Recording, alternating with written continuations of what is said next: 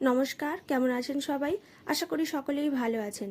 আমি চুমকি আরও একবার আমার চ্যানেলে আপনাদের সকলকেই স্বাগত জানাই। আজকের এই ভিডিওতে আমি আপনাদের এই পুটলি বাটন হাতার পুরো ডিজাইনটা আপনাদের সঙ্গে শেয়ার করব।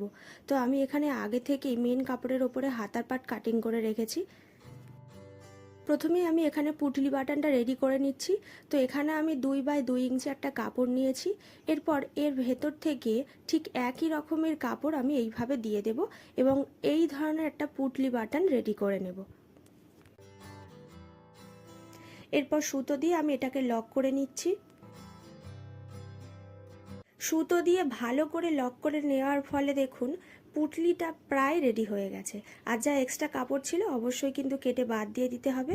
এখানে দেখুন কত সুন্দরভাবে পুটলি বাটনটা রেডি হয়ে গেছে। এখানে আমি আগে থেকে অনেকগুলো বানিয়ে রেখেছিলাম।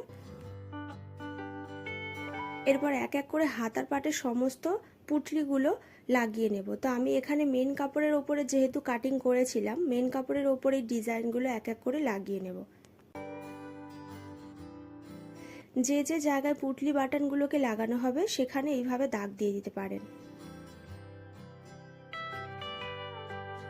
এরপর বাটনের মুখগুলো হাতার ওপরের সাইডে এইভাবে রেখে সেলাইটা করতে হবে। আপনারা যদি এই ব্লাউজের পুরো কাটিং আর স্টিচিংয়ের ভিডিওটি দেখতে চান তাহলে আপনারা এই ভিডিওর ডেসক্রিপশন বক্সে গেলেই সেই ভিডিওগুলির লিঙ্ক খুব সহজেই পেয়ে যাবেন। তো এখানে দেখুন আমি পুটলি বাটনগুলো লাগিয়ে নিয়েছি। এরপর এর ওপর থেকে লাইলিন পার্টটাকে ঠিক এইভাবে রাখবো আর 1/2 ইঞ্চি ডিজাইন বরাবর সেলাই করে নেব।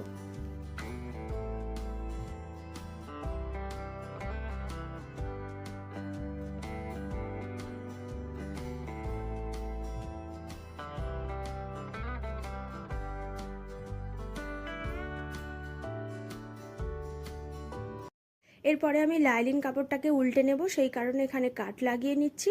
এরপর লাইলিন কাপড়টাকে উল্টে নিয়ে সুন্দর করে মেন কাপড়ের ওপরে বসিয়ে সেলাই করে নিতে হবে।